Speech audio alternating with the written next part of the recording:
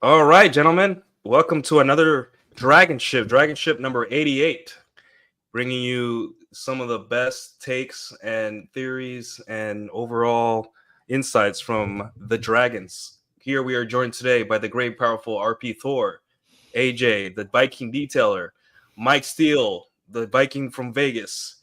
So glad to see everyone's here. As you can see, Thor is looking 157% better every day. He can't be stopped. So before we start, guys, just let us know what you got going on and any updates. So Thor, we'll start with you. Sure. Yeah, just freshly out of some brain surgery. Got a little bit of brain cancer going on, but it's just a scratch. Hopefully won't be down too long. Be able to come back with some cool insights around this and give you guys some hope. So definitely a change in mission, but I'm doing well. Check out my book. It seems to be going great. Dominant Masculine Presence on audio. And if you want even more, there's a lot of free stuff on becomedurable.com. So that's about it. We're just back on track. Awesome. So glad to hear that, guys. Thor is doing just fine. So don't worry about him. But a fundraiser's still up. So if you would like to donate for the cause, please do. If I'll put the link sometime during the stream. So Sure. AJ, my friend, you just got your beard fixed up, bro. You look like you're ready to do politics. Hey, I actually have ran for city council before. Maybe in the 1800s. Yeah, you're definitely running for lead Viking on the Viking ship right now. Bring back beards. Yeah. Bring back beards. Yeah, I mean everyone's looking pretty. It's Sunday, I guess, or sorry, it's Saturday. Looks like we're all going to do something today. Well, you're kind of glowing. Didn't you have an interesting dance night? Oh yes, I did, but it's more of the hangover and it's the swelling. Yeah, it's the swelling. I actually had a video call with Mike a couple days ago, and like the way he looked on the camera, I'm like, God damn, your hair is like, wow. Yeah, Mike's got the other day when I did the yeah. No. As far as what I got going on, I still gotta get to editing that motorcycle detail. It's just my card being down, waiting for a clutch to come in. I've been riding the bike a lot and doing some stuff around the house. But yeah, I've been joining Vince on Masculine Geek for a lot of his channels. So shout out to cool. Vince.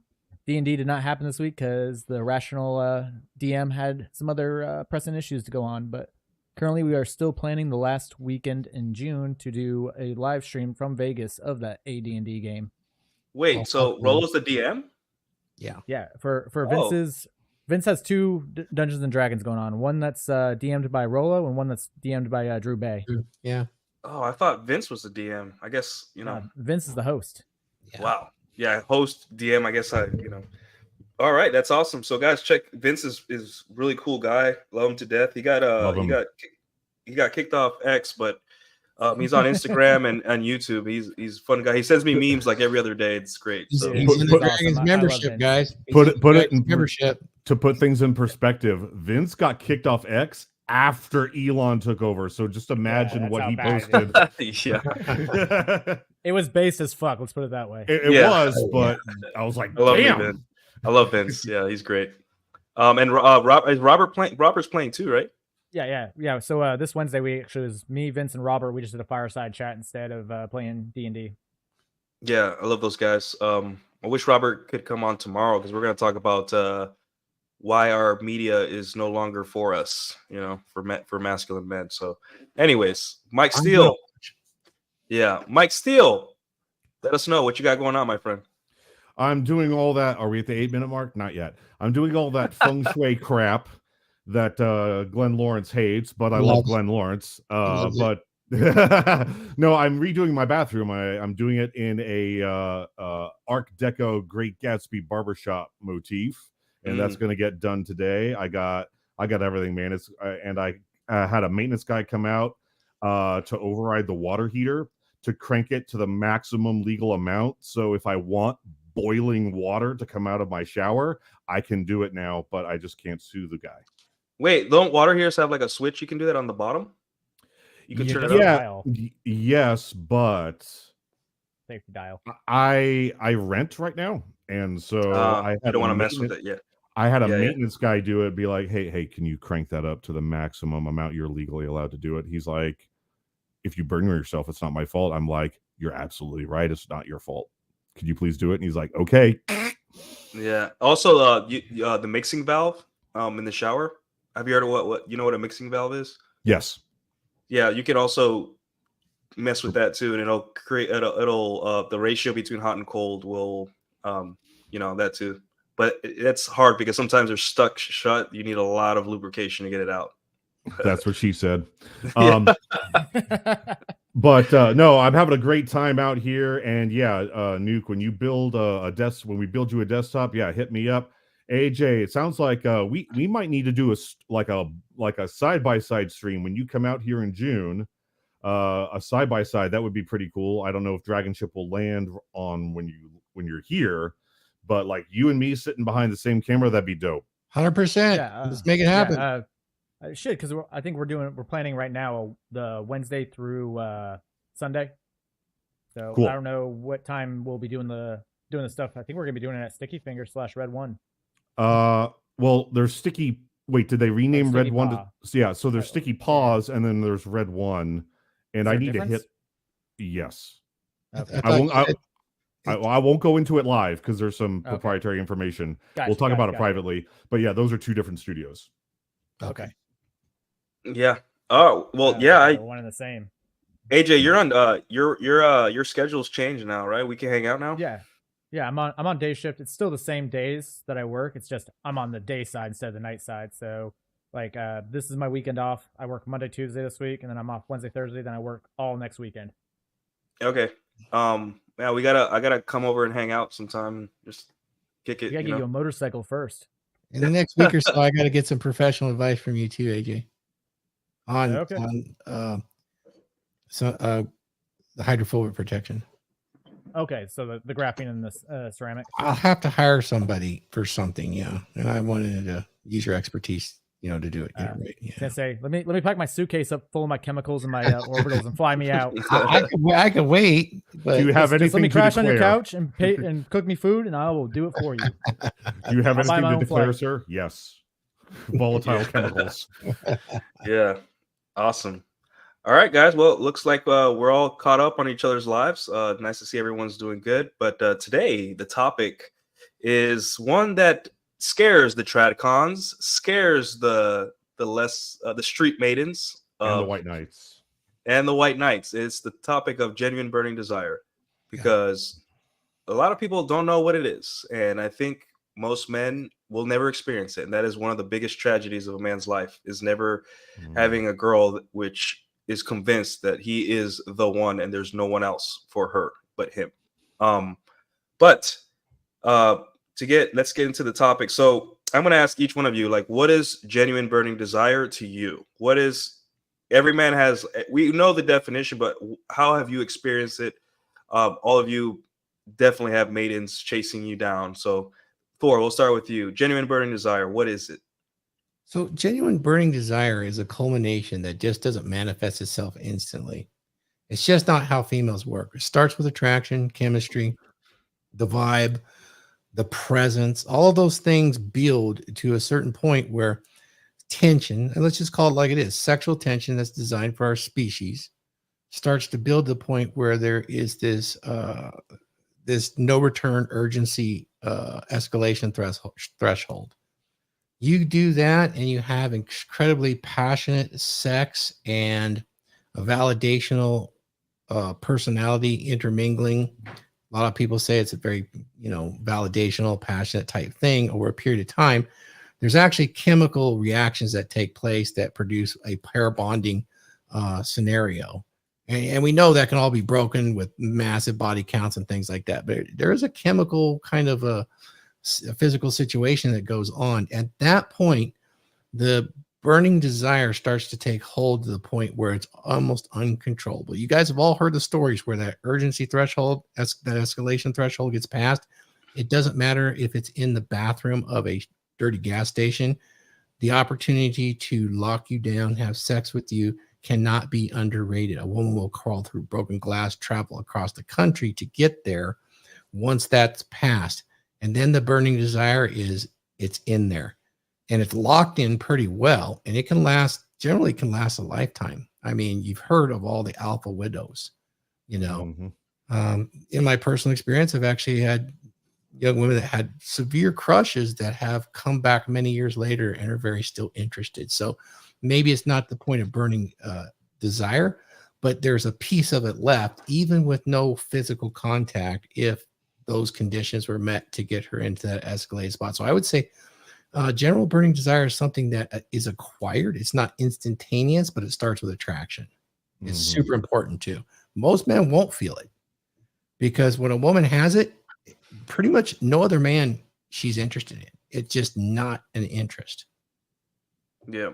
She is not even interested in marketing herself anymore. Like I'm done. Like my work here is done. I found who I wanted. Yep.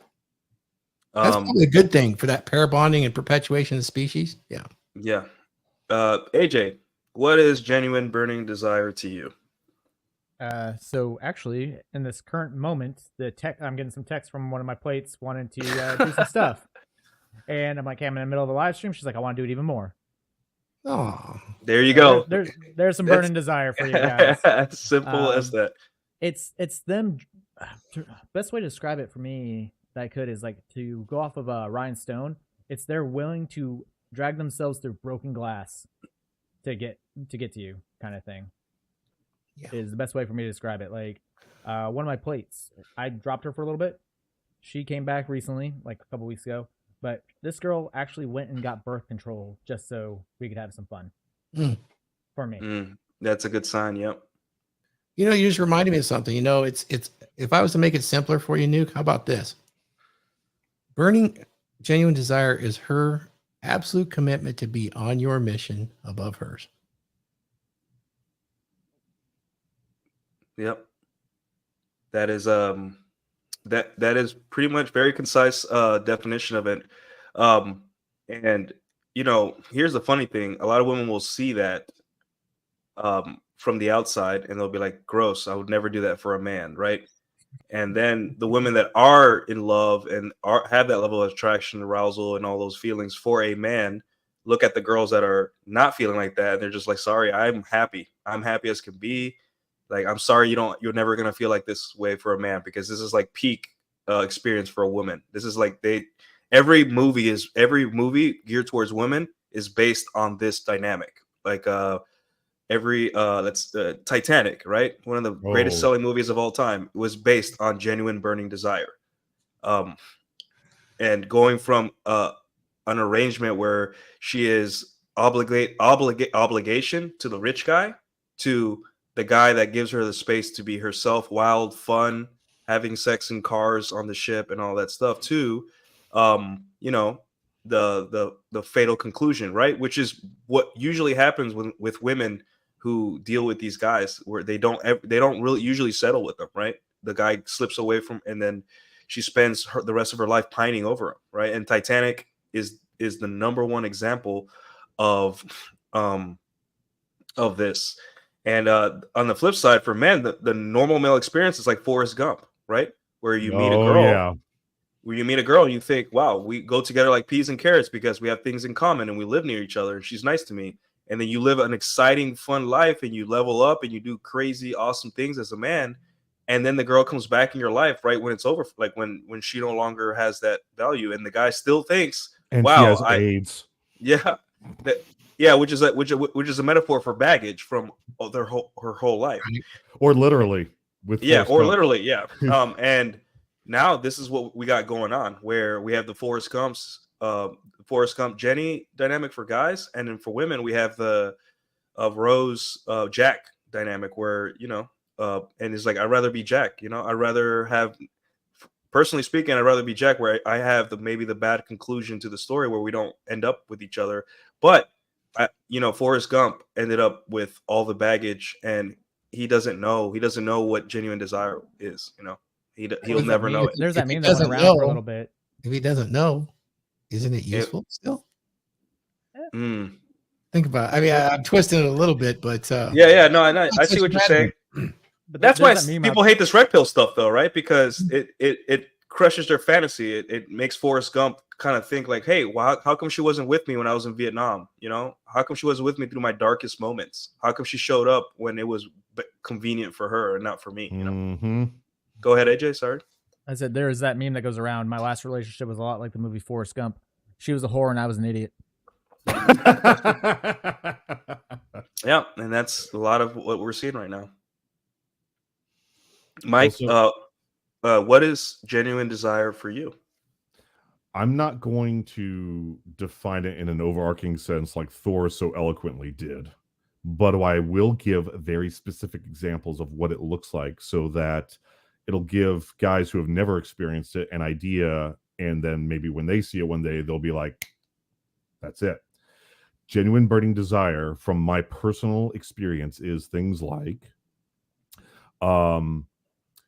it's Thanksgiving night. She just got done with work. She works in the service industry. She went and had Thanksgiving dinner with her family, but she preps a plate of Thanksgiving dinner food and drives across the city of Las Vegas to drop it off at your door hot just for you. Yeah. Yeah. Sorry, go ahead. Another example, it's just wanting to be around you. She doesn't care if you're doing the laundry or she's doing it for you or working on the bathroom. She just wants you nearby because she's happier when you're nearby. It's when she doesn't demand to be taken to Paris and stay in a 4-star resort.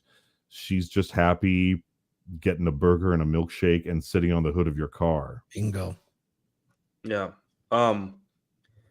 It's interesting because one of the biggest things about genuine desire is that women can't put it in words, right? They can't make it a solid thing in their head. It's so emotional, and it's so because women aren't necessarily loyal to men, they're loyal to their emotions and how they feel, right? So you can ask a woman, hey, like, how did you feel about this guy that you were in love with or you love? And their eyes start twinkling. And they're like, well, it's just, and then the way I don't know. And it's just like, they just start blabbing. Right. And it's just, like a schoolgirl, like they turn into schoolgirls again, when they're describing the guy that they like. Right. And we can go on shows. You see this on shows where they have women on and they ask this question, and it's just they ramble, they talk in circles, they don't know, or they talk about the beta bucks, like, oh, he buys me stuff and he puts up with me when I'm a bitch, and I'm like, that's not. I'd rather have the woman go speechless and blue screen when asked about me. Exactly. So I want you guys to understand in the audience that when a woman describes the man she's with, if she describes it in the paradigm of he does stuff for me, then that's not genuine burning desire, right? That's just basically she settled for a guy that's like, like the guy she settled for. She's describing the guy she settled for. But when you ask her, if you ask the same question to another woman and she starts saying, I don't know, I just want to be around him, and like admiration, then you that, and that's what you want with. You can totally do things for a woman that you love, right? There's nothing wrong with that, but you need to lead with that fun and excitement so you can get that initial reaction, and not the, oh, he does stuff for me, he's all right for the time being. So when you get that text in the morning and instead of saying good morning, it just says I'm wet, or a picture, an unsolicited picture, that's also a good sign. Well, actually, I tell my gals don't do that or I'll dump you. I never want you to send me a nude ever. There's some good stuff if you can wait, past the 3 months, past that chemistry phase. That's more revealing of desire. If you guys can think of any, I'm happy to just start that conversation if you want to. But that's where you're going to get a lot of use. I'd say a good one with that, Thor, is I've had girls in the past and even present where they'll come over and they'll pick me up like one of these. Before even, like, they don't even ask, they just bring it. Yep. It's like, I love those. Yeah, stuff like that. I would consider that genuine burning desire. She knows what wine you like and she brings it and you didn't even ask for it, even when you're trying to do dry January and you explain to her you're doing dry January and she says, well, we'll just drink it on February 1st. There's a couple of huge ones, man. A couple of really huge ones you guys can look for. And it's really just her presence around you in public. Is she genuinely happy to have you around her in public and around friends? Things like that. And then also another thing that really expresses a lot of desire is when she's asking you about the clothes, not that she looks fat in them or anything like that. What do you think about this? Do you like this? Do you like that? Don't discount that. There is a part of that is fulfilling her to please you. And that's the very tip of the indicator that desire is creeping up. And you have an opportunity, should you choose to take it at that point. Just a couple of them kind of like that. And then you can also listen to how she talks to her friends in private about you or family. That's kind of cool. You'll start to see that you are becoming her priority. And that's a good indicator of actual burning desire. Yeah. I want to, right. I want to stress that it's not day one, right? Day one, a girl's not going to like, it's something that happens naturally and at her pace, but she's going to slowly prove to you, sometimes consciously and sometimes unconsciously, that hey, I'm not, you're it, right? But it's not going to be day one, and maybe not be month one, right? Day one has to be a sexual connection, right? You cannot wait 10 dates for a girl to sleep with a woman unless there's a religious reasons or whatever reason that is out of both of your control, right? But that's the first thing. That's how you know she likes you, like the arousal side of like the alpha side of hypergamy, right? That she said, okay, this guy's hot enough where I'll have sex with him and then we'll worry about the other stuff later. And then maybe slowly over time, she starts canceling girls' nights out. Like, hey, I'd rather hang with you. That's a big indicator because she is transitioning from I'm marketing to everyone else to I'm just for you now. I'm consolidating everything on this one guy because I don't like anyone else. I already found the guy I want.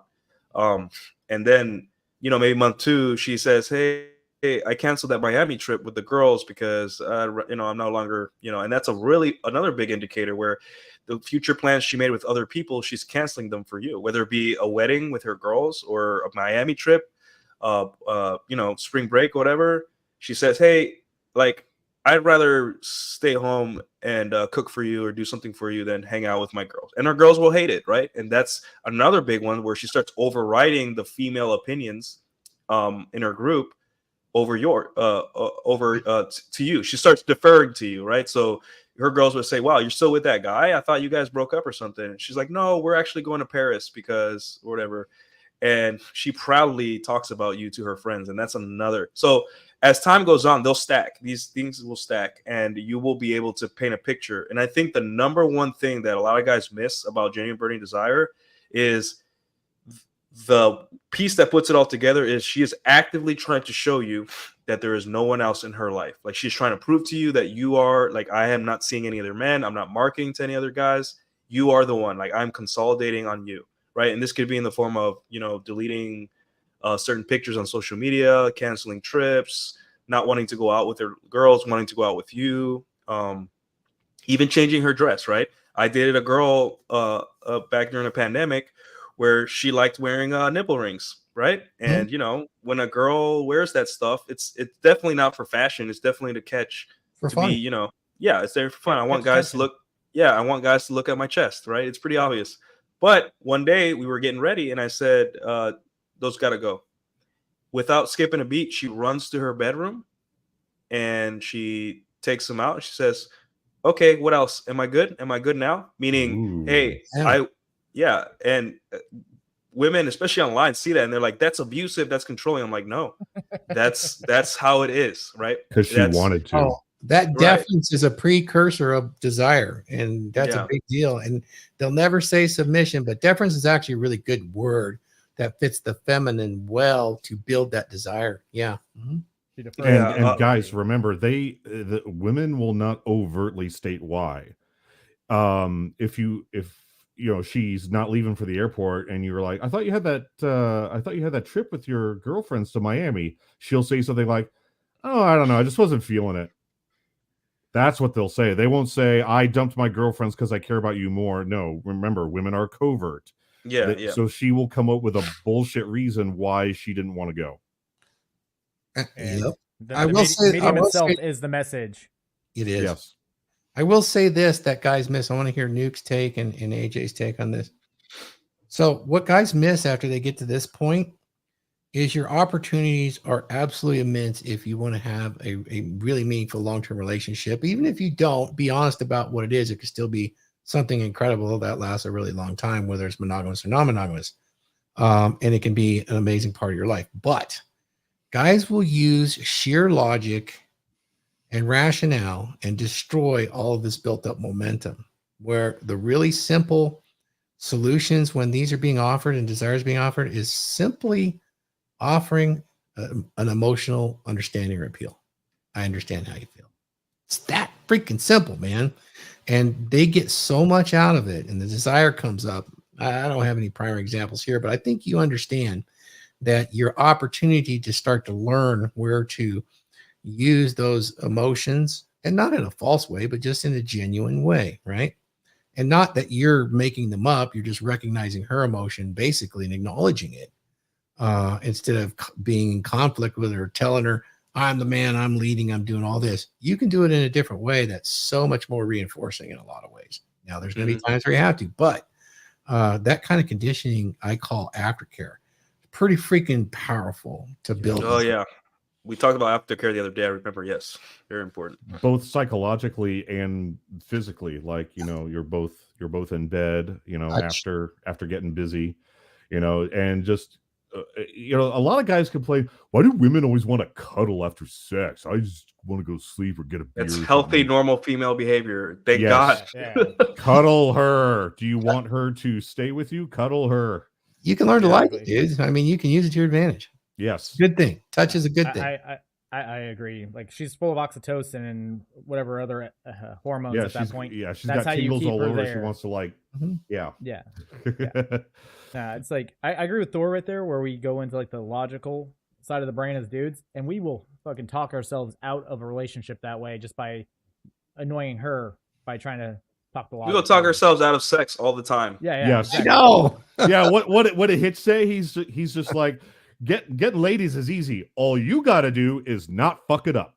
Yes, that's Sometimes what I say. shut the fuck up is probably the best thing for you. Yeah. Like, bite your fucking tongue, guys. Guys, say less than is necessary. Yes. If you're on a date and conversation's getting a little stale, always ask the girl, how are you feeling today? Yes. Sorry, I forgot to ask. And just, she's gonna go, and you're just gonna be like, stream of consciousness.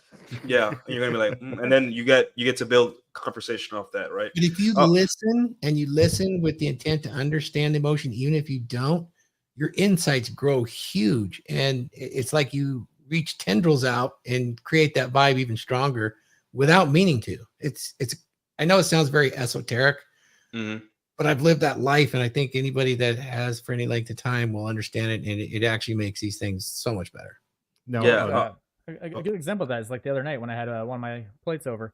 She was going, like, I asked her about her day, and she's telling me about the story. Same story she's told me multiple times. Like, okay, yeah, that's awesome. And then I'm just like, right in the middle, like, of the break, I'm like, yo, shut the fuck up and let's fuck. Boom. Happened. So it's like, like a little bit of the dark triad mixed in with the emotions.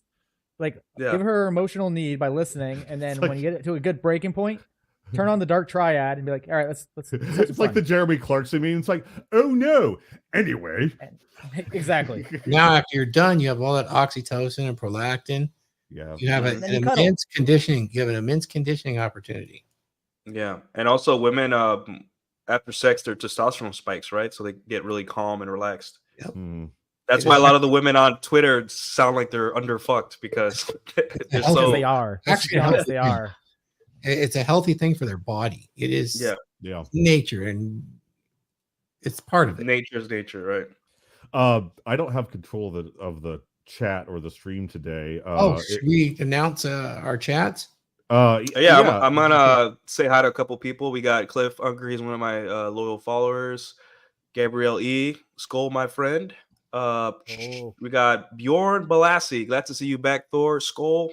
And then all right, Mike, how about you read the rest of these? We got masculine. So Yeah, Vincent. Hey guys, shout out to Vincent. He and I are in the same industry, and he helped me with a job interview and helped me get the job I currently have. Oh, so public shout out there. I want to answer Gabriel's question here. He's got 2 points. He's like, she black, gotta be a sister. I think he's referring to the gal that brought food across town for me. No, she was Mexican. Oh, yeah. Latinas, underrated. Latinas, Still man. underrated. Mexican 10 women are degrees hotter. underrated. 10 degrees I hotter. love them. Yep. I love them. And Sarah has an interesting comment here. Oh, yes, I saw it. Where is she? Where are you, Sarah? There we go.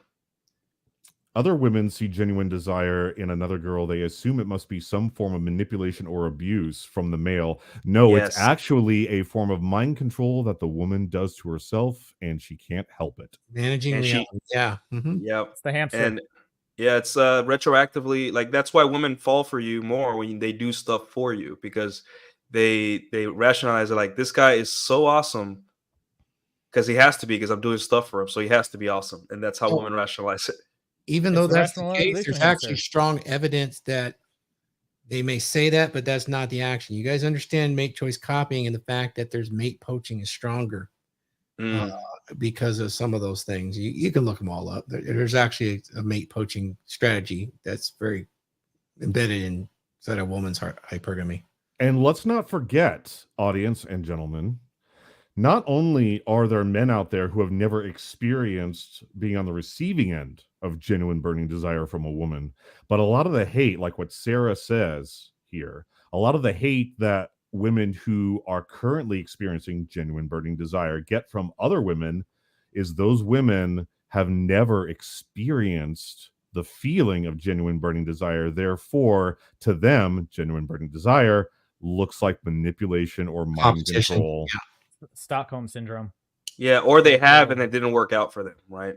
And now their mission is to make sure that no other woman ever feels that for a man ever. There you go. That's what Competition. that's why you have rad femmes and feminists and all these people. It's essentially one thing.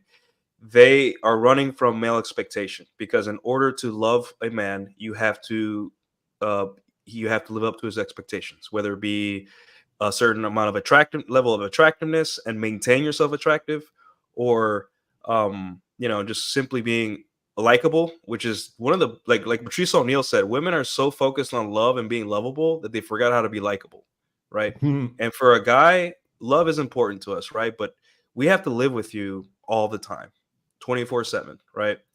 Nothing is greater to a man and a woman, besides looks, than being able to have a whole day to yourself, but she's still in the house, right? Like Yes. Yeah. Yes. Every Yes. guy could agree that if you're living with a woman and she is just quiet for the most of the day, like you're getting stuff done around the house, Peace. peace and quiet, and Yeah. all she does is ask you, hey, would you like some water? Or hey, your mom called or something, whatever, important conversation. Yeah. And you take care of her, you talk to her, and then magically at the end of the night, I want to take you out. I want to take you to dinner. I want to treat you nice.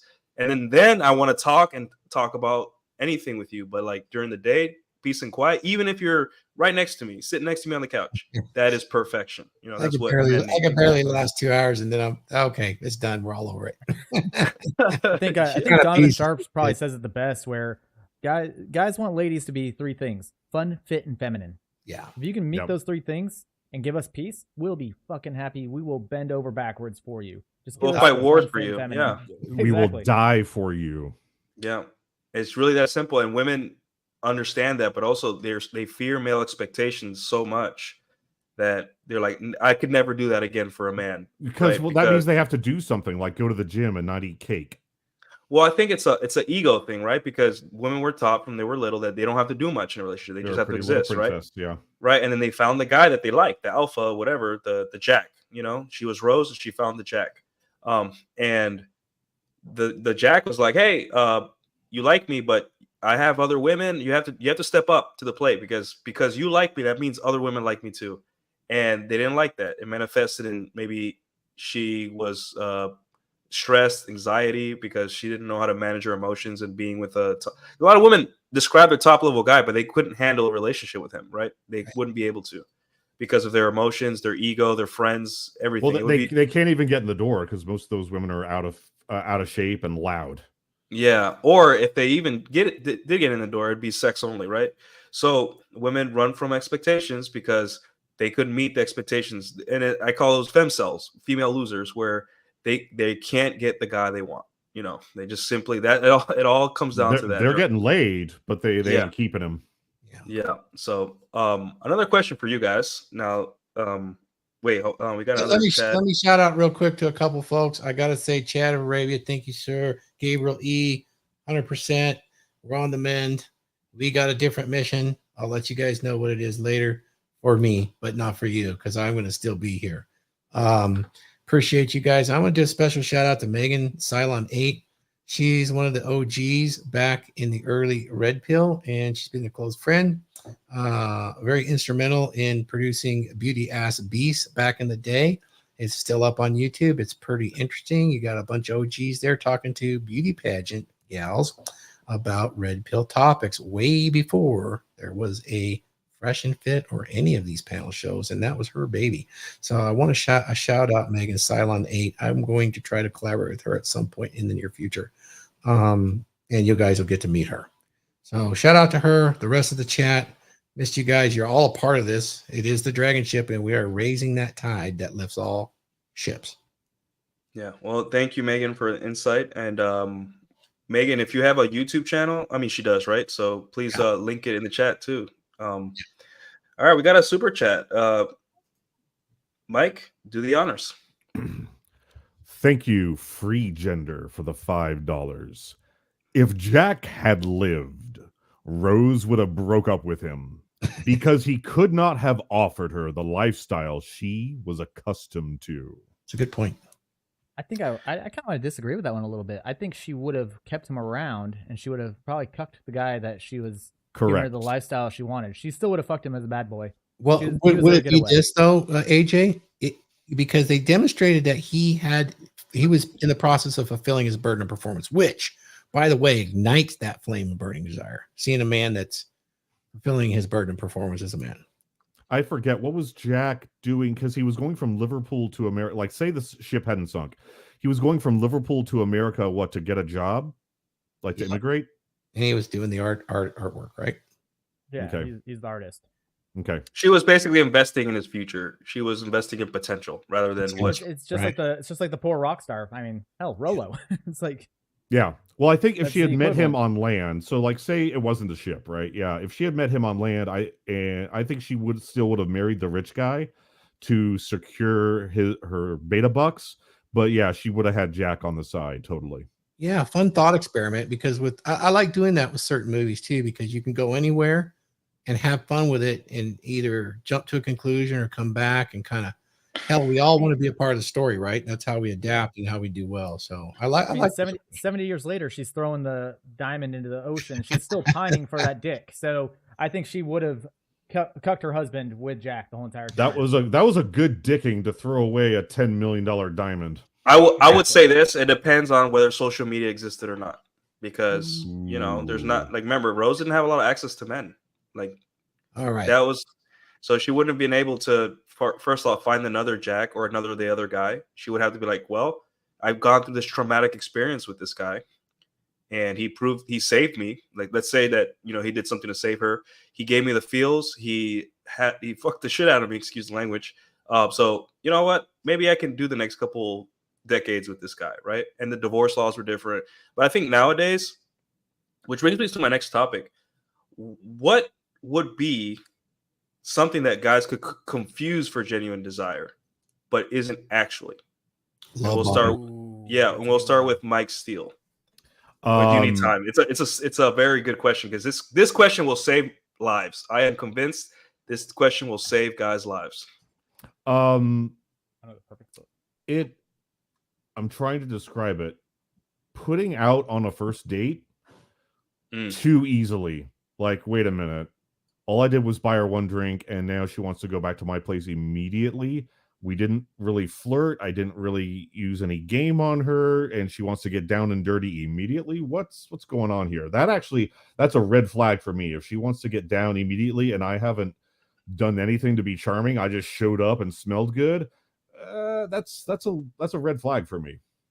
You say a red flag in terms of like relation or like genuine burning desire, because okay.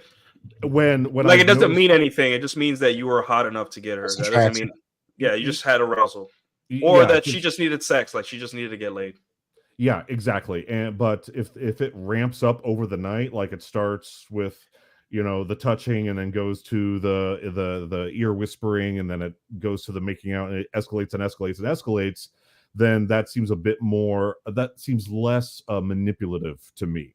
Because she's responding to me. She's playing off you. Okay. Yes. All right. Yeah.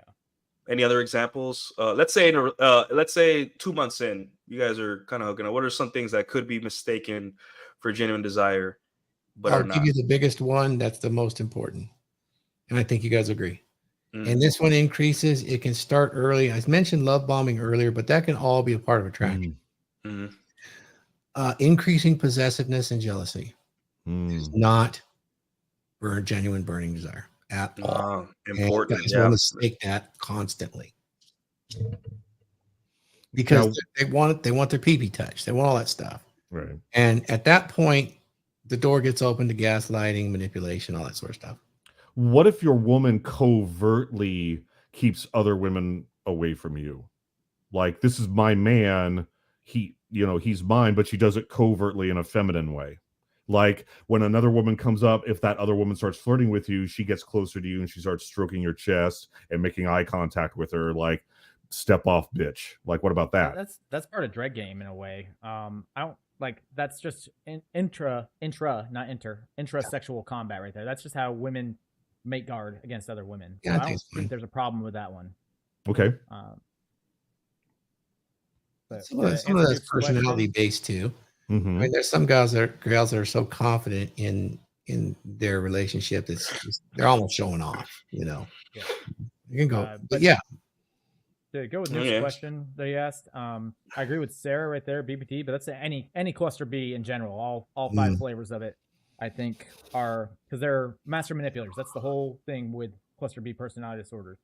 You got to know what to look for when that. Another good thing that I think guys should read is from our friend Offie Kingdom, his book Finesse Game. Women learn how to finesse you, and if they're just fucking you to get the resources out of you, that right there, I would say, is a not genuine burning desire red flag. Yeah. I agree. Which, yeah. I had one time. This is a black flag. If you're making out and you're getting close, and she whispers in your ear, "Put a baby in me." Oh, run! Oh man, I'm at it. It's my only regret that I didn't have way more. now, if your wife says that to you on your wedding night, that's different. Yeah, but if it's a woman you love, it's a little different too. Yeah. If you need babies, I'm available. Thor is the new baby factory. He is stepping up to the challenge. We're gonna save the entire race species. Yeah. Bunch of Vikings. Yeah. So Thor, you said jealousy.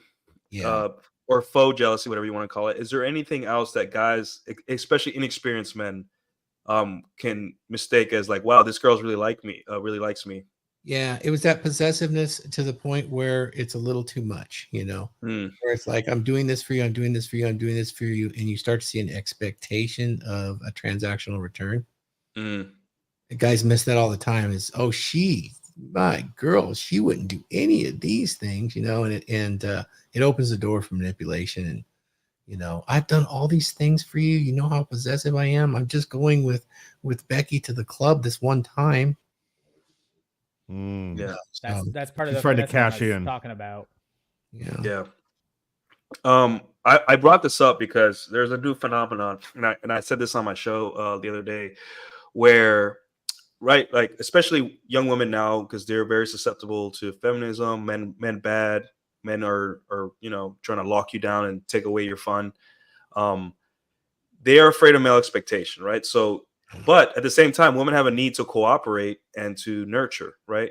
Women of all ages, from the moment they can walk to the moment they die. Women innately are they take care of their dolls when they're kids, and then they grow up, and then they take care of men and animals and stuff. So women have this need now to nurture and raise and So one of the things they do is they get a dog, right? And that they need to, because the nurturing biology needs to go somewhere. That behavior needs to go somewhere. They can't just not do things. You'll find that the most miserable women are women that don't do anything for anybody, right? They pretend like their power lies in men doing things for them, but those are miserable women. If you've met women like that are constantly bragging about how much men do for them, they're miserable because deep down, what constitutes a winning strategy for women is to do things for a man that's worth it, or for family members, or for any living thing, whether it be a dog, cat, anything. They have to take care of things, but at the same time, they're extraordinarily afraid of male expectation and then giving up their prime years to the wrong guy. So which is exacerbated by media, feminism, other women on shows telling them, music, whatever, right? So here's the dilemma that they face. They're like, okay, I want to have fun, but I have to do these things for a man because I need this biology to go somewhere. So what they end up doing is they play house, right? And I've had this with several women in the past. It's very common now where a woman comes over one day out of the week, once every 10 days or something like that, comes over, cooks, cleans, has really good sex with you, makes you coffee, you put your feet up, watch movies. She takes care of your dog. She does little favors for you. But the minute she leaves your house, she's single again. Like she disappears. She goes back to the streets and then rinse and repeat. She comes back, hey, let's go out. And then you do the same thing. She holds your hand in public. And this is the rise of the situationship, right? And the situationship is it's not so much a relationship status, but it's a negotiation on the women's part where she doesn't want to deal with male expectation, but she still wants those feelings of security, right? So they negotiate and they say, okay, how about in between? How I just show up at this guy's house, he's hot enough where he turns me on, and then I'll do a couple things for him so I can feel girly and I can feel feminine, and then I'm back out to the streets and free again, right? Because I cannot handle male expectations. Too scary for me, right? And that's why I wanted to bring up the difference between genuine desire and then girls playing house, right? So I would say the North Star of genuine desire should be she's proving to you that there's no other men, like actively, like she is trying to tell you explicitly or implicitly, there's no one else. And she's going out of her way to prove that, right? Because there are girls that can come over for 6 months and sleep with you casually for a year, just like show up, have sex with you. Hey, thanks. Hold your hand, massage your back, and they're back out to the streets, right? And a lot of men, that's what happened to Fred in Aaron Clary's book, where Fred was the hot guy at the foam cannon party, right? He had a great job, 6 figures, tall guy, very attractive. He was always with hot chicks all the time surfing. But because he didn't understand the difference between genuine desire and girls just playing house with him, he ended up ending his life, right? Because he could not rip that part out of him, the blue pill conditioning to think, oh, girl is with me and spending time with me, she loves me. So that's why I say these things need to be said, because it could save men's lives. So what do you guys think about that? My question is, if she's playing house with you one day a week, how many other men is she playing house with? Exactly. She's not proving to you that she's got 6 more days. Right. She could be out there hoeing. That's why, use protection with those women. That's why you kind of like, you treat her good. You get, you give her a little bit, not too much. And then, and maybe if it's too much for you, if you start like, oh, I like this girl, I got to let her go. You got to start pulling away, because women like that are just scared of commitment. They like you, and being with you would be a good idea on paper, but they're just, the streets are calling, right? Like they say, the streets are calling. So. Honk, honk. I was gonna say that, or I think a lot of guys have a chance. Sorry, go ahead, Thor. No, I think a lot of guys have issues when their women are out of sight, and I haven't pondered too much upon that, because that is really like not a part of my personality makeup at all. I mean, when they're out of my sight, they do what they do, and things are going to be like they be, and I only have the evidence of what exists with them and that they produce into the future with me. So it's hard concept for me. If you're having trouble and you're having wondering issues, there's something probably going on. If you don't, it's probably not. So that would be my best take on that. You got some good questions in the chat, and I have a couple of sound drops if you want to get there. All right. Yeah. Mike, you want to read this one? Honestly, Chuck, could you rephrase that? I don't want to ignore you, but could you rephrase that a little bit? I'm not quite sure what you're asking. Are you saying you're getting blue balled while in a 12-year relationship? Is that what you're getting at? I don't quite understand. Yeah, Chuck, can you ask that again and in a more concise manner? I think I understand, but I don't want to get your question wrong. So Yeah, and Chuck usually asks a question. I think it just came out a little different. So we'll get that. But thanks for the I'm trying to question, figure Chuck. that Yeah. out. But we got a generous donation here. Here is a sound drop for this person, free gender, and I like the question. I'll tell you why. I'll tell you why I'm a little confused. All right. Odin. Wow, free gender $20. So now I have this book sitting here, and it is in the book. Why do women have sex? Only 8% when actually do something for their partners versus 32% men, leading us to the fact that only men fall in love with people that they have sex with more often. That is not a quote from the book. It doesn't occur in that fashion at all. However, it's a good question. What the book actually states is that 8% of women are initiating sex versus 32% of men. It really doesn't indicate love. But what the book doesn't allude to is that men and women have different concepts of love. We understand that men actually idealize a love versus women's hypergamy, which is stated, it is opportunistic. And since women will initiate 8% of the time, that's just about right. And when you look at 32% and you just make some very, very basic correlations in testosterone levels, makes a lot of sense. Men are driven. Women like men being driven. Men idealistically, when they acquire sex, they have ideals that may not exist with reality. That's a big part of the blue pill, is they're idealistic on what's out there. Is it love? I did not see that. Men and women both fall in love. Men have an extremely hard time exiting a love relationship because of that idealism. If that's what you're referring to, that would be a reason.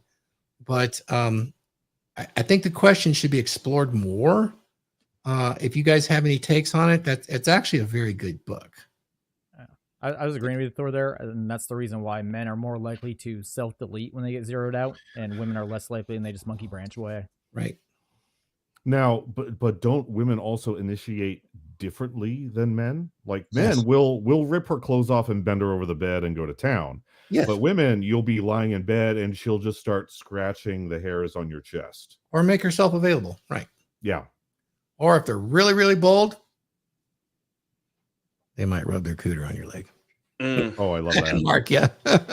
Or in my case, with my my last fiance, we were on our third date. We actually had coffee at her place. She put her booty in my face. That works. That's the initiation on her end. That's literally like being a dog. Like, I'm in heat. What are you going to do about it? Yeah, exactly. Let's talk about the chemistry though a little bit. And you can see this across mammals too. Because the chemistry for a woman for love is a little bit different. The man is all about sex all the time, 100%. Let's just don't deny it. That is the biggest starter. It's the biggest finisher. It is what initiates all of the actions for the perpetuation of species. It is the second singular survival trait we have outside of survival and then procreation. That's it for all of us. And then for the woman, at a higher cost because of her need to carry the children, her survival rates, all of those things, she cannot wage against a man that cannot fulfill that burden of performance. So she will be hesitant and wait for the man to prove such. And for a man to prove such, a lot of times he has to convince her that he's idealistic in love and would be loyal enough to care for children, and things like that. So there's a lot to play when you read that evolutionary psychology book. In that, it's not that simple, and it is not that simple as men fall in love more often. Men have sex more often and they idealize women, and you can see that all over the blue pill. For a woman to really become deeply in love, it can happen extremely quickly with the right attraction and then with the right chemistry triggers. You know what? We're going to do a show. As soon as I feel good and we get our patches, we're going to do it on Rumble. We got to talk about why amazing sex for women that results in orgasm is intensely incredible for a woman to be in love with. And it can last a lifetime. I have evidence. There's evidence all around this that's backed up by biology, backed up by evolutionary biology. Sex for a woman, it can be an incredible catalyst for love that men kind of don't have, but it has to be initiated. You know, you can get the desire, you can get the attraction, but when you solidify it, this one thing, if you are good enough at it and you understand the psychology behind it, and you allow her to enjoy this as a woman, you could basically destroy any alphas that she's ever had in her past, and they won't come back. So yeah, maybe a preview. We can plan it out in the future. yeah. Let's get your sex game up, gentlemen. Learn some stuff, try things out. If you happen to meet a girl that's like maybe casual and fun, talk to her, get inside of her brain, like what, you know, after she likes you, right? So you're allowed to ask her, hey, what do you like? What are things that, you know, and then go from there. And trust me, nowadays women like it more rough than you think. So yeah. Mike's to go off of Thor, before we do that, if you guys are curious, go on to Thor's website, the Become Durable, and buy the Game 9000 webinar. That's where we talk about some of that stuff already. And that is one webinar I think everyone should, like, if you want to step up your sex game, get the Game 9000 webinar on Thor's Become Durable. Yep.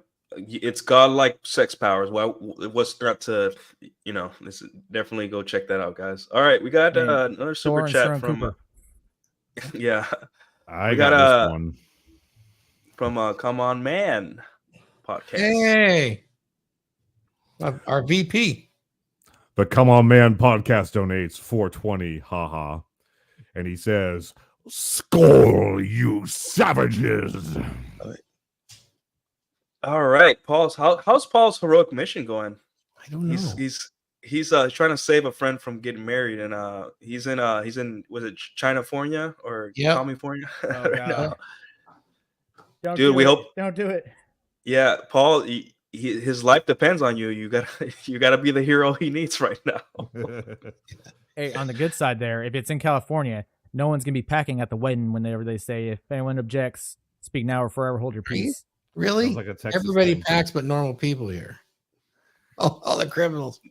Yeah, true. If you get married in California, you're a normal person. Guys, we're upside down here in Chinafornia. I mean, just a month ago, they voted the election commissioner in the San Francisco Bay Area is a Chinese national, not even an American citizen. It's a humiliation ritual at this point. He doesn't even speak English, from what I understand. This is comical at this point. And they support it. Do something for it. Yeah, it's like we're being gaslit. Like, are we crazy? Am I crazy? Does no one see this? Oh, man, I gotta do a long show on this manager. He's been working on it for a while. It's pretty amazing. Yeah. Yeah. So all right, we got we got clarification. Yeah. All right. Chuck the painter. All right, we've been together for 12 years. She has the same, if more, desire towards me than when we started. But I can also see she really would like me to go beyond, which I don't really want to. Okay, beyond.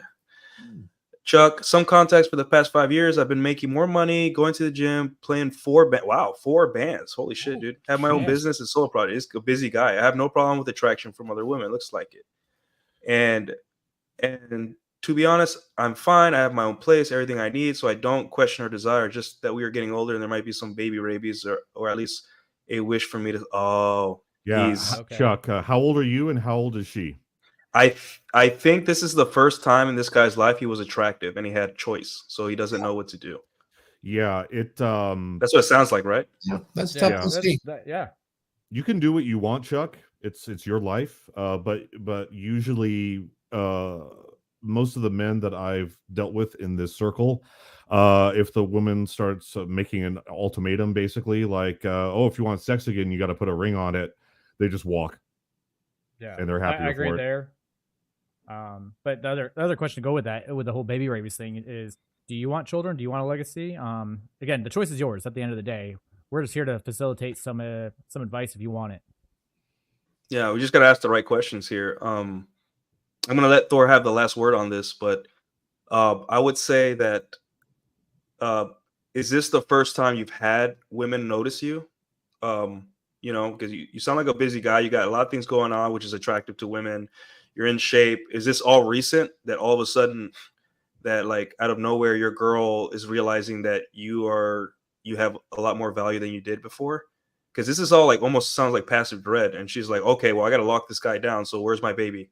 You know? Yeah, that's what it sounds like. And Yeah. Chuck, how old are you and how old is she? If you Yeah, let us age know. also plays a thing in it. So it also sounds like you're happy with what you have right now.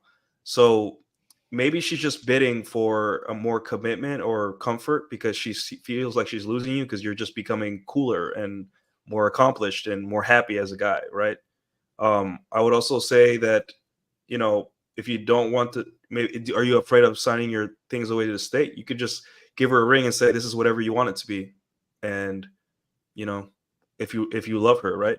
But Or protect if your you're assets. yeah, protect your or assets if first. right now, if this is the first time you're getting lots of women, give it some time, you know, because what happens with guys, they finally become attractive, especially suddenly. This happens to guys when they hit their 30s, when they hit their stride in life. They start looking at the girl they're with and just like, why am I putting up with this? You know, like I got girls at work, at this place, at that place that are like treating me like a king, and they're not even dating me, right? And they treat me good and they recognize my value. Meanwhile, my girl's nagging me, and she's keeps, you know, she's not doing, like, she's not even hot anymore because she let herself go. Like, and these girls are hot, younger, you know, like guys have to, you know, guys go through these phases in life. So Thor, final word. No, you're right. And I'm going to have to make some assumptions. So these guys are all right. And if she is feeling a little bit of dread, that's a very, very good thing. She also has her biology intact. And if you've been together 12 years and you're saying it's good, it can always get better. I mean, if it's good and the only thing that's holding you back is the fear of the child in the state, I can tell you this. Once you've had 2 children, 10's easy. It's not that hard. And in reality, when you're the guy that other women want and other men want to be, the gals straighten out really good and they start to take care of themselves and present themselves in such a way that it's very pleasant and it would be easy to have children with all of them. And if they don't, guess what? I'm moving the dragon ship in the mission forward. They can come along for the ride if they want, and I'll still be there, but it's going to be their choice. The magic number. There it is. Epiphany phase. This is also a place where her life will change, and she has the opportunity here to fulfill it in such a way that it can't be done anywhere else. So if you actually look around and say, this could be good, I'm looking at her needing to improve here, here, and here. And then you have to be realistic. This is the hardest part for all guys to do. You must have an eject plan at all time in place, even with children. That's hard because everybody mentions everything for the children. Let me tell you something. It's not everything for the children, although you should do everything you can to ensure their survival, because you having to survive is the survival of your children. It's not the other way around. People get wrapped up in placing them first. They destroy their own relationships. They destroy their own dignity, saying they're doing it for their children, when in reality they're vicariously living through children or through the thought of that by seeking external validation from others to say, look at that good dad, look at this, look at that.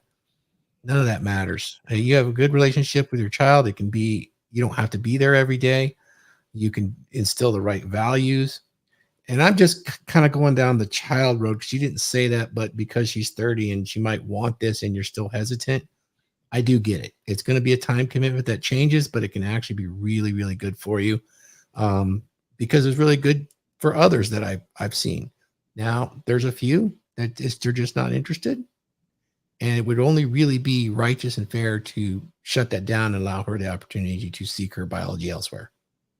And Chuck, if you bring up Chuck's latest comment, we will get to your super chat in a second here, Chuck. We appreciate it. So Chuck, first question, what is life bis? I don't understand what that is. And when you say she's blue balling you, is she actively refusing your advances? So like, you know, you initiate sex and you want to get down with it, and she's either got a headache or she pushes you away or anything like that, or she overtly says, what are we? If she shuts down the sexual advance and just starts a what are we conversation, I would count that as shutting down your advances as well. If you could give us some context, like if she's actively shutting down your advances. And secondly, €10 super chat. Thank you so much. Should we do an Odin? Yeah. Thank you, Chuck. Chuck the Painter with the €10 here. Thanks for the advices. Yeah, no problem, man. Thank you for watching and thank you for being so open. And the reason this is what the red pill is. It's guys sharing their problems. This is it. This is exactly what the red pill is. You share a problem.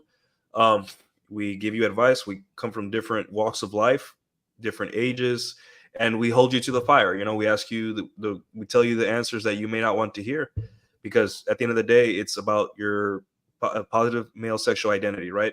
From what I'm a little confused still, because you say the sex is still hot, but she's blue balling you. Does blue balling metaphorical, like blue balling meaning she's not trying to let you have fun in life, or is it like sexual blue balling or something? But for the most part, what's happening? Not ejaculating. Yeah, that type of blue ball. The thing is too, man. It sounds like you want your cake and eat it too. The reality is that she's 30. Her biology is gonna scream for a kid. She loves you. If you've been together for 12 years, you don't get to not control other women's innate strong biological drives, right? So you can't have your cake and eat it too all the time, right? There are women that are like, if my man doesn't want a kid, then I don't want a kid, right? But she has a say in your relationship, right? Because relationships are two people, and she's going to want a kid, right? And you're gonna have to either leave her, or you're gonna have to have the kid, right? And there's nothing wrong with that. You're not less of a man because your wife wants a kid and she's asking you for one. That doesn't make you less of a man. However, I think it does make you less of a man, or less mature, if you're just like you kind of keep her trapped in a relationship, right? I personally, this is the moral. This isn't red pill. Yeah, this isn't red pill. This is like more. This is my personal moral take, is that if I didn't want a kid and she does, and she was in love with me, I'd have to tell her, hey, I don't want a kid. If you want to leave because of this, you're out of time. You're 30. I'm okay with you leaving, right? But I'll still love you. But it's just we're at a point where our lives are different, right? Understand too that from now on, you're always going to be busy, right? Because you're either going to have a kid, you're going to be doing the things you want. It's like busy isn't an excuse not to have a family, right? It's just not wanting to have kids because you simply don't want to have kids. It's just not something you want to do. We have some context it's here. how you look at it, because the kid is it's going to be a time sink from it. But you know what? I mean, with my 4 kids, I built a Sherman tank in 2 months for them. A huge Sherman tank when they were like 5 to 9 years old, with 50 caliber machine guns on it, made out of PVC. They could push around the whole neighborhood yard. Aaron Clary got to see it, and he's like, "What the hell did you build your kids?" I was like, "Man, I mean, it is an adventure to have this crew that is your legacy, that is going to stand by your side as you enter Valhalla." It's not a bad thing. Kids got a bad rap. Too expensive, too this, too that. It's always doable. Now, that would take a commitment, and it would take an idea that you would need to idealize in order to make it successful and move forward. And here's the context here. Oh, sorry. Go ahead, Nuke.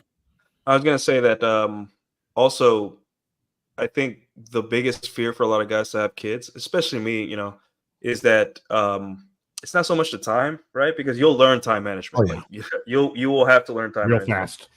fast. Besides the whole losing them because this and that, right? Yeah. I think it's also society doesn't support fathers very much. Oh. You're constantly in the negative in terms of things you could do better. Women will complain about children, and everyone will be like, go, girl. For a dad, you can do 100 things, or not, regardless of how much you do, it's never enough, or it's too much. Yeah, the one thing you did it. So you're going to have to get out of society's frame and be like, these are my kids. And as a guy, my dad was always around. And one of my biggest wishes going back, I wish my dad would have taken more time out for himself, right? Yeah. I wish I would have seen my dad hang out with his friends more. I wish I would have seen my dad have more fun, buy more toys for himself. Yeah. You know, that's a good thing, because, you know, maybe he thought, hey, I can't have fun anymore because I'm a dad, but I don't think that's true, because I really wish my dad would have done more for himself. And I still do. I still like, Dad, don't worry about the will. Don't leave me 1 cent. I want you guys to go travel the world. Don't worry about us. You don't have to leave me anything. Just, you have one life. Go enjoy your life. Right. So yeah, go ahead, Mike. Yeah. So here's the context here. First of all, bonjour, Monsieur Chouk. Comment ça va? So he's French. Blue balling maybe wasn't the correct way to put it. So if we go back up to Chuck. No, not at all. There we go. Okay. So when he says blue balling, probably the English word he meant was procrastinating. Okay.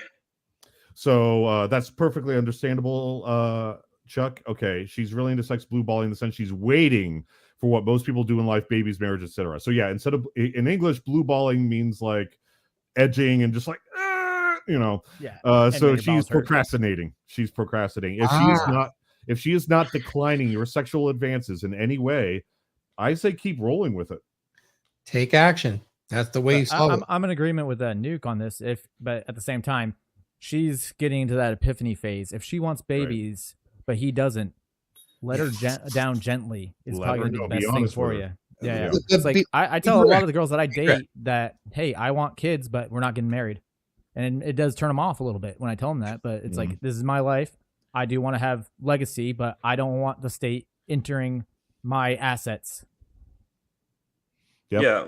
It's like these fears are normal. Like, as a guy, because like when you're at like your peak, you know, you're hitting your mid-30s, and you know, like, girls are getting more fun and exciting, and you're competent, your job starts, you know, you feel more valued by the world, you know, you start kind of thinking, why would I throw this all away, right? And that's a normal feeling for a lot of men. It's like the midlife crisis before the midlife crisis, right? We're just like, wait, I've worked so hard my whole life, and now I have to settle for this lifestyle that I was like running from my whole life because I was terrified of it. Yeah, and if we look here, yeah, he's on his grind. Look at this.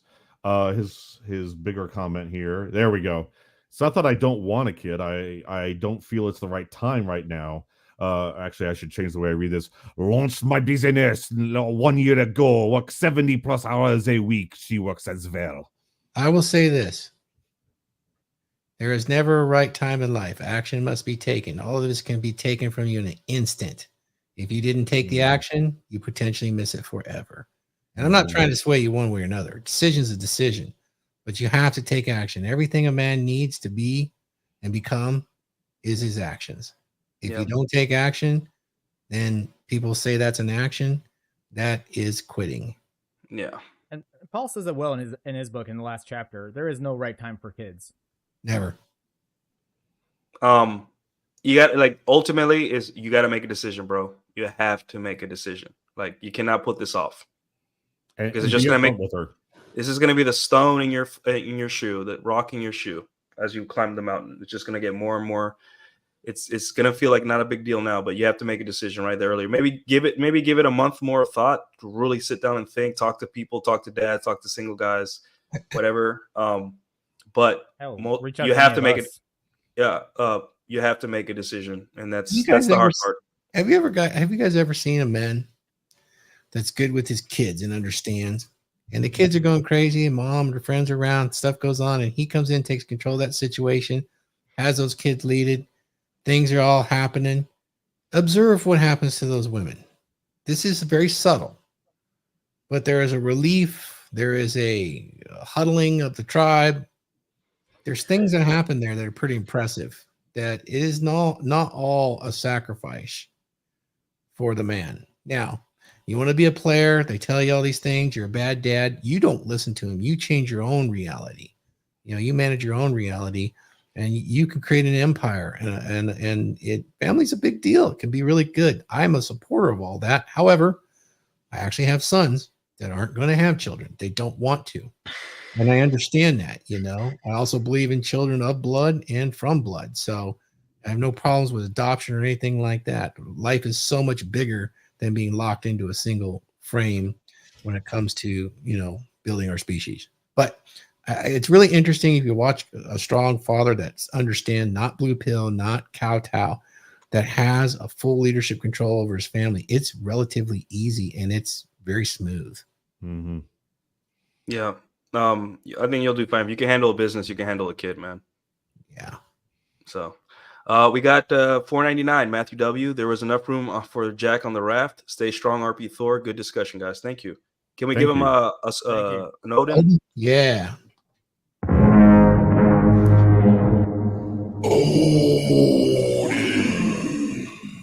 right. Thank you, Matthew. He's research proved it. Yeah. Wade Emery with the $4.99. Peace, brothers. Thor, damn glad to see you doing well. Thank you for Wade Emery for the $4.99. Let's give him an Odin. Okay. All right. Thor's not going anywhere, guys. Oh, they are coming in hot and fast here. Yeah. Dark Knight Dev. It's Thor. Thor has that pull, you know. And then it's AJ. AJ's beard is just so nice that everyone had to. This is all going towards AJ's beard care products now. Good. I don't spend that much money on beard care. I'm telling you guys, it's like $8 for the shampoo I buy, which is like the Shea Moisture for Men at Target, and then I use their oil. It's like $9 for the oil, and then like $10 for the Goodfellow or $8 for the Goodfellow beard balm. So like maybe $30 a month is what I spend on my beard. Oh, nice. We get it. You're natural. You're a natural beauty, AJ. All right, we got okay. Thanks for the advice. I thought about giving myself a year to grow my business more stable. All right, yeah, you got to make a decision, bro. But thanks for the question. It was a great question. It's a very common problem, and it definitely ties into today's show. So and just be upfront with her, and don't lie to her. If you do not want children, don't lie to her and say you do, and vice versa. Just be straight up with her, because then that's how you know she has genuine burning desire, because you've told her, hey, I'm not having any kids till I'm 40. You know, if that's what you truly wanted.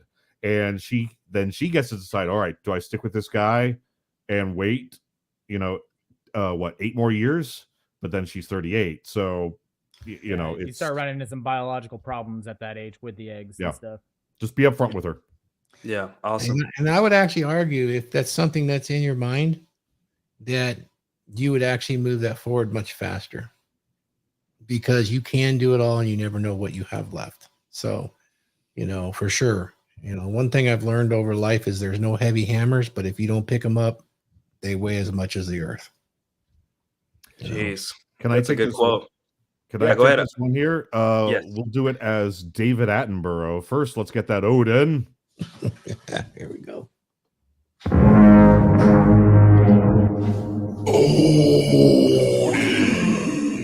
This is like a biology lesson here. Dark Knight Dev, $5. Here we go. In any other aspect of life, that's pretty good. means you don't rush into anything. Only with women do men take the first offer that they can have over abundance. Yeah, choices. That was really good. Choice is great. That's awesome. Choice is a powerful thing. It's what everyone's fighting for now, right? That's why there's women that would never abort a kid, but they're fighting for abortion, right? Because they always want to have the choice to, right? And that's why women don't close their DMs on Instagram or whatever platform, because even though they're not responding, they still want the choice to be able to respond to them, right? There are Christian women fighting for other women to have abortions, and they always say the same thing. Well, I personally would never get one because it's, again, I believe it's wrong, but I think other women should have the choice. I'm like, make it make sense. Yeah, it's actually funny that you said that, because I'm reading Frame by Ryan Stone right now, and I just got to the chapter where they're talking about the way that men and women communicate, and the men's like the morality. Men's like, okay, this is the fact, this is truth, so that's either good or bad. Whereas women's morality is shaped around how they feel. Something could be completely evil, and they'll be like, well, it's not that bad, so I guess it's not evil. Yeah, it doesn't make me feel bad, so it's not right. Yeah. And that's I'm not the one getting abortions. They might think it's bad, okay. But because the way they feel, but it's like at the same time, it's like, but having that freedom of choice is way better moral than me feeling that it's morally bad. Yeah, that's why we'll never be able to put the dating apps and social media back in the bottle, because that's taking away women's power, which is their hyperabundance, right? So choice, and then for men, it's that's what the red pill is about, to give us more choice, right? Because women already have all the choices, right? Yep. They're limited by their biology, and they're kind of silly sometimes, right? But men, we need the choice in order for us to be happy. So like Chuck was saying, I have the choice now, right? And he's in a powerful position, and that power is weighing down on him because he has to make a choice, right? So that's part of it. Like with choice also comes, you have to have discernment to make the right choice, right? Women don't usually have that discernment, right? Because they're so loyal to their feelings. But men, we can logically look at a situation and be like, wait, I have the choice now, and these are my choices. What is best for me? What is best for and we red pill asks, hey, what's best for you, not everyone else, not your wife, your kids. Focus on, you have to put on the mask first on an airplane before you help the person next to you, right? Yep. So if Mental point of you're origin. if you're not happy, then no one it's not going to work, right? Point blank period. You're just going to be miserable, and you're not even going to know why. So great super chat. Thanks, Stark Knight Dev. Yeah. We got a comment from our friend Megan. Marriage should be given by an alpha as a lifetime achievement award. Yes. And that's how they want it. Women want to work for a man's love and commitment. It makes them feel like you're worth it, right? Fulfilled. Yeah. And we got Chuck. I know I can make it even at 33, but I also know my limits. Already had a burnout once. Don't want to repeat the mistake. Thanks again. Oh, Chuck, let me help you there. Let me help you there, because this is going to come up for a lot of guys, and it's going to come up in the future as these guys get the abundance and the access to fertile young women that want this stuff. Guys will think they're going to burn out because they're going to have to increase their burden of performance when they become parents. The issue is having a group of men like this men here with the dragons, men that have been there, men that can mentor each other of any age. This is really the thing of leaning against a brotherhood. All you military men understand it, because it's not something we're taught that we rely on these women. We're going to get burned out at work. They say, go to counseling, do this, do that. But really, when men lean on each other, when they hit that burnout side, you can reach around and I can look at Nuke, and he's going to look at me and say, Captain, you're fucking up. You need to go sit down. And I can look at him and go, yeah, that's one of my Hasirs. Okay. And you can avoid a lot of that burnout when you have a social group of men that understand and have some social acuity when you're raising children. It's a big deal. We used to have pillars like that hundreds of years ago in certain religions. And unfortunately, because of managed reality, it's not really there as much anymore. But you can avoid a lot of that by having good, solid social structures around you of solid men. Yeah. You can always talk to other guys. That society doesn't like when guys get together and talk about how to better their lives. They don't like it. That's why we have to be careful. But it has to happen. Like, it has to happen. We're guys. We need it more than ever. And everyone. I think every guy who's lived life has something to offer to the conversation. As long as they're honest and forthcoming. Yeah. And in order for guys like Chuck to be able to state their problem, they have to get over the ego too, right? No one here is infallible. Women still frustrate me from time to time, and that's normal. That's okay, and I frustrate women all the time, and that's okay, right? That doesn't mean I dislike them or hate them. It just means that I'm a normal human being, and I get frustrated by other human beings sometimes. It just happens, right? That's normal and healthy. We see with you on Twitter. Yeah. We see. I see what I deal with on Twitter. Okay, so I was gonna say to go ahead, off AJ. of that with what Thor was saying. Not only it's important to have male friends in real life, but it's like also like this. The red pill helped me develop some friends. Like if I have a problem that I know Thor can probably talk me through, I have access to call him. If I need to call Mike, or when we had that conversation the other day and you were asking for my advice, it's like that availability is awesome to have, where you have these network of guys around the world or around the country that I can fall back to, or they can fall back onto me for advice and stuff. Yeah, it's great. You can use the internet for your sedations, or you can use the internet to make your life better. I prefer 80-20. I like a little bit of video games and shows and anime, and then 80% making money, meeting good guys, and getting advice and insight. So that's my balance, you know. But yeah, I have a final question for you guys, and then we can wrap for the day. Let everyone get back, and let Thor get back to his great battle with you know what. We shall not say the name because but you're gonna give it more power. Yeah.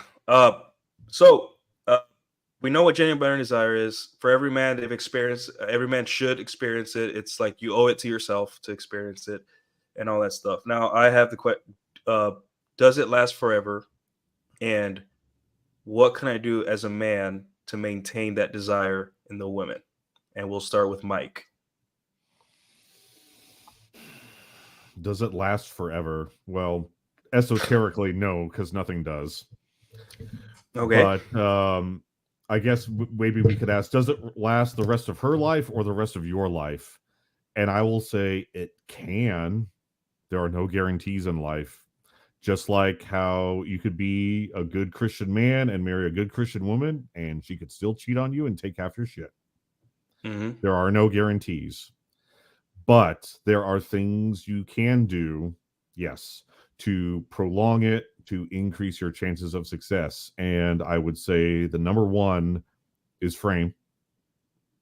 Number two, game, muscles, money.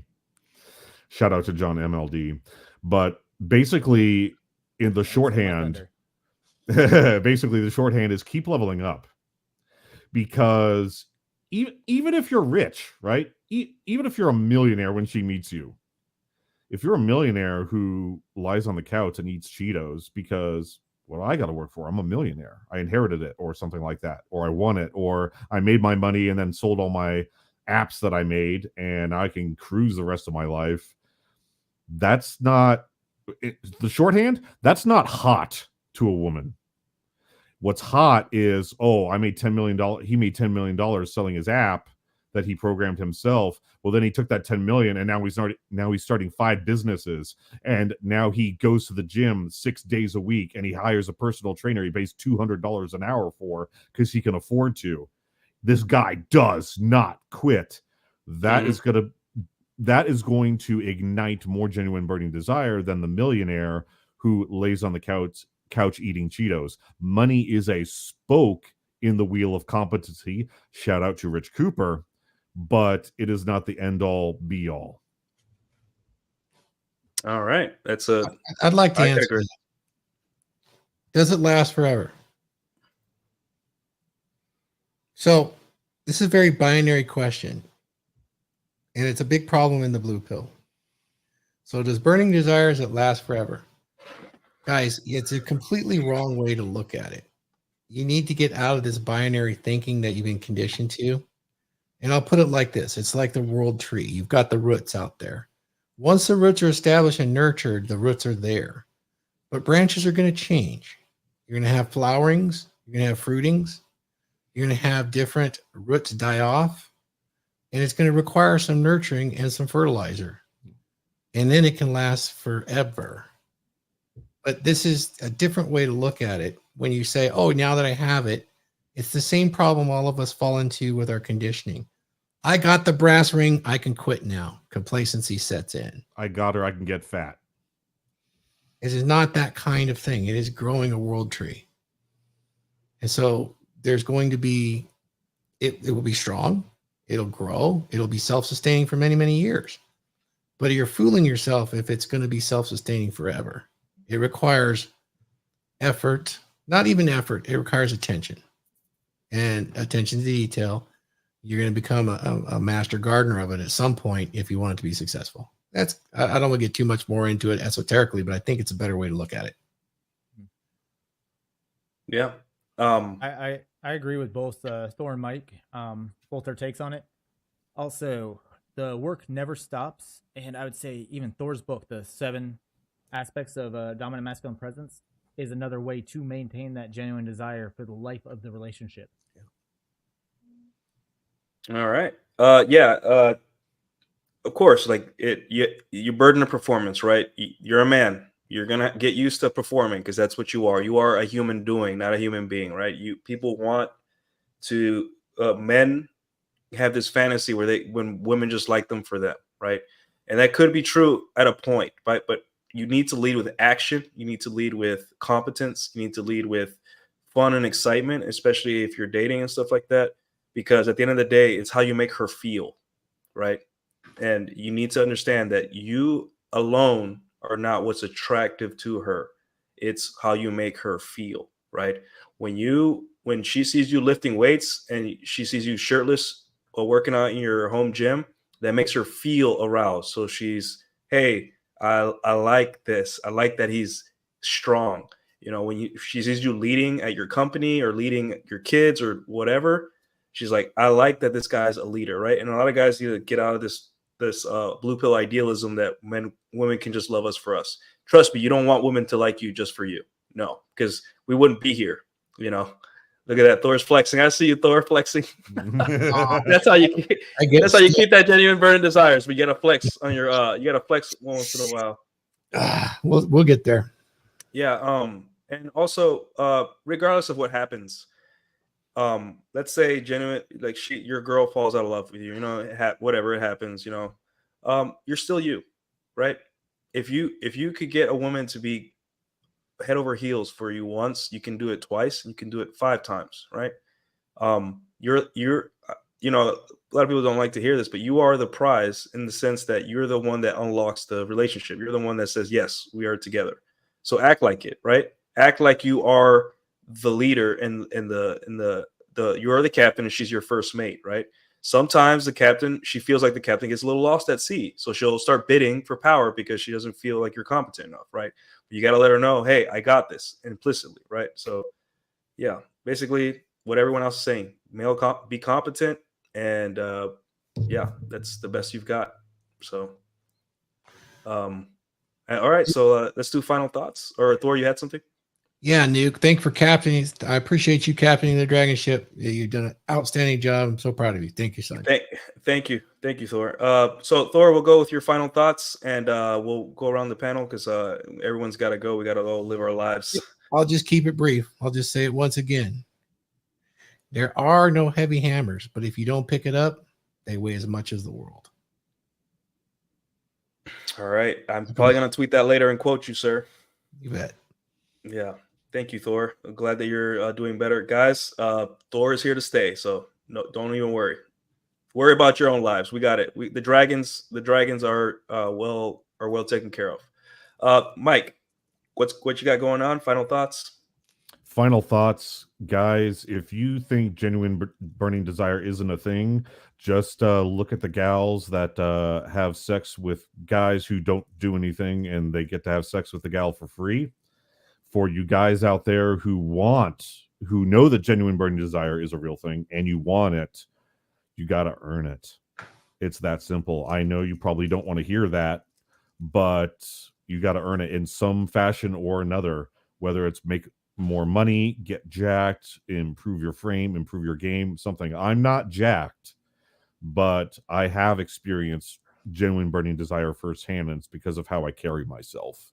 Yep. And it's out there, guys. You can get it. It exists. It's doable, but you got to work on you first. Yeah. Thank you, Mike. Anything else you got going on, Mike?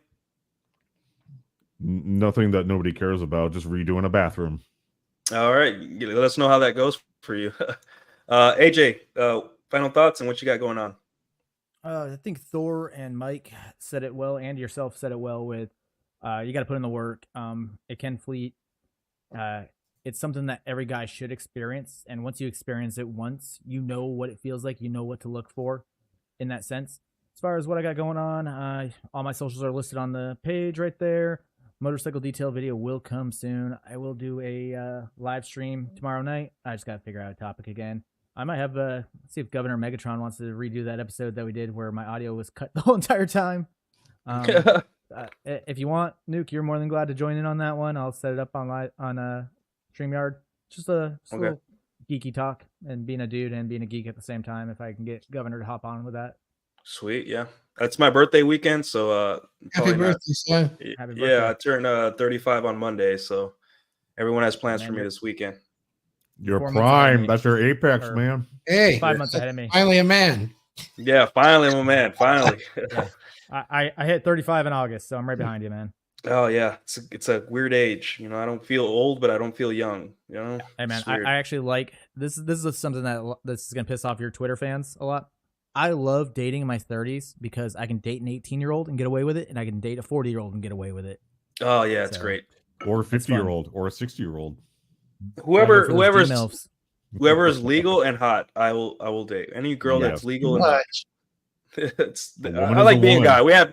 We're just so open. We're just so, you know, we'll We're take savage whatever. Vikings. fun, It man. really doesn't matter. We're pillage whatever. Yeah, we go and pillage and we take what we want, and we 18 to 80. A woman is a woman. Equal opportunity. Yeah. Yeah. So final thoughts for me. Was that everything you had, AJ? Yeah, that's all I got, man. It's all yours. So final thoughts for me. Guys, gender burning desire, you owe it to yourself to feel it, right? It's a requirement to living an optimal masculine life. You have to understand what it means when a woman has chosen you over every single other man on planet Earth, right? You have to experience that. It'll teach you so much. You'll see the opposite gender for something that for what they really are, good and bad, and you owe it to yourself. You know, you don't want to be the guy who at the end of his life finds out that his wife didn't really like him that much, right? You don't want to be that guy. There's so many sad stories of old men finding out that their wives were there just to be there, you know. It's like that judge that was on it Yeah. the other day. Yeah, exactly. You don't want that's a life wasted, right? You don't want to waste your life. It's better to be single than to be in that situation, right? I was also I have a post zero tomorrow. We're going to talk about media. Modern media is not for men. You know, a little bit of geeky talk. We're going to talk about how now the rise of the girl boss and all that stuff. So that's at 10:30 a.m. or 10 a.m. Central tomorrow. And then Tuesdays and Thursdays I have shows at 7 where I talk about game, red pill, whatever. And yeah. And guys, remember, if there's anything, you guys are pretty well versed in genuine desire. I will say be careful, because women are really good at pretending to be into you, right? Just because a girl holds your hand or cooks for you does not mean that she has chosen you over every other guy, right? Those are good indicators, but that is not, you know, there are women that can do that, walk from your apartment and sleep with another guy the same day, and it's normal, right? Be careful. Have a little bit of discipline. Don't fall for the girl 2 months in when you don't even know where she's at when she's not with you, right? Just, because that would have saved Fred's life. It would have saved a lot of guys' life. It would have saved me lots of pain, because I thought, well, she's giving me a blowjob, so she's in love with me. Like, that's not how that. We're in 2024 now. So, anyways, guys, thank you for all the super chats. Thank you for watching, and Skol, you savages. We'll see you next Sunday or next Saturday. Sorry. Oh. Yeah.